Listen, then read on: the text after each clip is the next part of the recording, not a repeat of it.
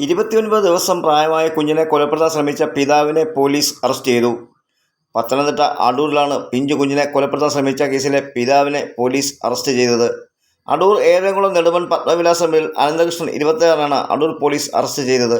ഇയാൾക്കെതിരെ വധശ്രമത്തിനും ബാലനിയമ പ്രകാരവും പോലീസ് കേസെടുത്തിട്ടുണ്ട്.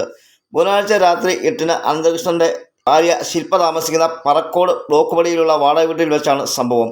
മദ്യപിച്ചെത്തിയ ഇയാൾ ഭാര്യ മാതാവിൻ്റെയും മുൻപിൽ വെച്ച് കട്ടിലിൽ കിടന്ന് 29 ദിവസം മാത്രം പ്രായമായ കുഞ്ഞിനെ കാലുകളിൽ പിടിച്ചുയർത്തി കൊല്ലുമെന്ന് ഭീഷണി മുഴക്കി. നിലവിളിച്ചുകൊണ്ട് ശില്പ കുഞ്ഞിനെ ബലമായി അനന്തകൃഷ്ണന്റെ കയ്യിൽ നിന്നും പിടിച്ചു വാങ്ങി.